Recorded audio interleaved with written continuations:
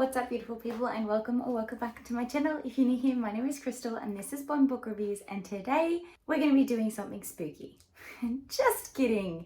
That's what everybody's doing. So I've decided that I'm going to do the romance this or that tag because why the hell not? It is obviously autumn on the other side of the world for me, but right now it's spring here in Australia, so I figured let's talk about romance, right? So the romance this or that tag, I have no idea who the original creator was, but if I can find out, I will put it in the description box below. But I saw a couple of creators doing this many months ago, and I just decided that I would plan to do this when spring sprung, because although summer is the time that you read like romance and contemporary, to me, I like to read those kind of books in spring. Spring is very like romance season for me. I don't know. Anyways, so we're going to be doing the romance this or that tag today. So Cliffhangers or Happily Ever Afters. For me, I used to love Happily Ever Afters because I hated being left not knowing what was going on. But since delving into the realm of like dark romances and being introduced to books in that kind of category, I definitely do like the cliffhanger, as long as there is like another book in the series. So people that do this really well would be, for example, the Mindfuck series was really good at like giving you a cliffhanger at the end of each book so that you wanted to keep reading. So in that regard, I really like cliffhanger in a romance book because it keeps me interested in the story. But if it's like a contemporary romance, then I do like a Happily Ever After because obviously that's what you're reading that book for. Hardcover or paperback. If I had my way and hardbacks were not as expensive as they were in Australia, my entire book collection would be hardback because then they would all be the same size and they would match and they would be gorgeous. But to read a book, I definitely prefer a paperback because they are just too difficult to hold when they're hardback. I feel like it's heavier. I'm more worried about damaging it because of the dust jacket. So if I'm reading paperback, if I was just collecting and adding to my collection, hardback. Angsty or cutesy? I definitely prefer an angsty romance to a cutesy one. I feel like I am more invested and I like the characters more if there's a bit of angst to it.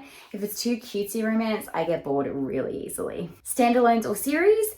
Again, this comes down to the type of romance that I am reading. If it is a dark romance or a romance that has a nice like plot line to it, I definitely like a series. However, if it is just that contemporary cutesy kind of romance, I definitely would like a standalone. I feel like if they put it as part of a series, it's just too much and I get sick of the characters pretty quickly. BookTok or Bookstagram? I love to watch BookTok. I love to be a part of Bookstagram. I feel like if I'm going to get a recommendation though, I most likely get it from Bookstagram versus BookTok. I have not got a lot of book recommendations from BookTok that I've actually enjoyed that I hadn't already seen over on Bookstagram. People or objects on the cover. I tend to read, if I'm going to read a romance, it's usually a historical fiction romance, contemporary, or dark romance, and they all tend to have people on the covers. So I guess default that falls to people on the covers, but I'm actually not too fussy when it comes to romance covers, what's on the cover, whether it be people or not. I think the only thing that probably is starting to bug me is that every man and his dog is doing cartoon covers at the moment of like, you know what I'm talking about. What would be an example? This kind of stuff where it's like a cartoon of a human on the front. Everyone is doing that on romances at the moment, and I feel like that's being overdone. New releases or backlist? I am a sucker for a backlist. I am the kind of person that reads a book 2 years after it came out, after it sat on my shelf and collected dust for a while. So I am gonna have to say backlist. TBR or free-for-all?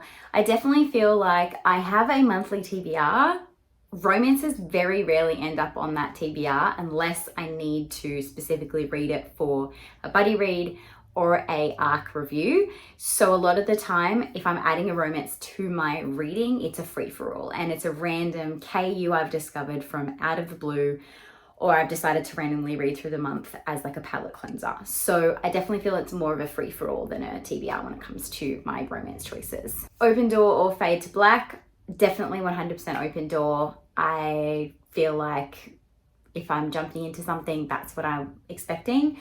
If I'm going into a book knowing that it is going to be a fade to black, that's fine, but I tend to not pick them up. But if I go into a book expecting one thing and it fades to black, that's when I get really annoyed. Audiobooks versus ebooks. I'm actually a combination reader, so I really enjoy listening and reading along at the same time, especially with romance. However, what I tend to do is alternate between the two. So I will listen to the audiobook when I'm driving, cleaning around the house, etc. And then I will read the ebook when I'm in bed at night. So I'm a combination reader, so I couldn't really pick one or the other. But if I had to with romance, I would probably pick audiobook. As long as there's not like some seedy old guy reading it doing weird sex sounds, because that, bleh. Kindle or nah? Yeah, 100% Kindle reader. I love my Kindle. I love KU. I love reading on my Kindle. If it's on my phone Kindle app or on my actual Kindle, yes, 100% I'm a Kindle reader. Matte or glossy? I have a feeling this is the cover, but I'm not actually sure. This could be my lack of romance knowledge coming out here, but I'm gonna say glossy and hope that I'm not outing myself for some weird sexual fantasy that I didn't know it exists. Buddy read or fly solo? This again depends on the type of read that I am reading. What I tend to do is read a romance book and then tell my friend to read it and then we discuss it, rather than us reading it at the same time and discussing it as we go.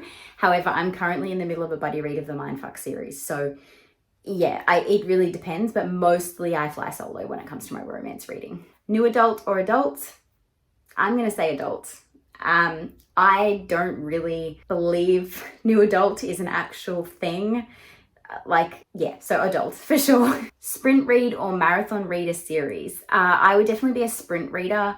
I love to sit down and like read a little bit, take a break, read a little bit, take a break. I don't remember the last time that I sat down and marathon read an entire series. I think one a month is kind of how I spread mine out. If I'm going to read a series back to back to back, it's usually one a month. In saying that, I did back to back a lot of the Ice Planet Ovarian series that I read kind of back to back to back. And it's the only series that I've done that with in a really long time. So much so that I actually said to someone said to me the other day, I think that the Ice Planet Barbarian series is your brand. Don't know how that happened, but I'll roll with it. Alpha or sweetheart hero? We all know everyone's mostly leaning towards that alpha character. We like a guy that knows what he wants. Read multiple books or one at a time? I am a book whore. I currently have, I think, 10 books on my currently reading list. I'll pop them up here so you can see how bad it really is. I tend to get about 10 or 15% into a book and be like, oh, let's try something else, but I don't want to like not read it. I just don't want to read it at that current time. So there's quite a number of books that I am in the middle of at the moment. Or what will happen is I will start it in, say, the month of September. October starts and I'm like, shit, I've got to start my October TBR. So I've already failed my September one. I'll just wait and catch up for that later. And then I just like never catch up. So yes, definitely a multiple books at once kind of person. I usually have a physical, a audiobook and an ebook going at one time. However, since having a baby, I tend to just do the ebook and the audiobook. And the ebooks I read like at night when I'm feeding, and the audiobooks I listen to while doing chores or driving around the house or driving. Baddie or damsel in distress heroine? I absolutely love a badass female main character. So 100% I'm on the baddie side in this regard.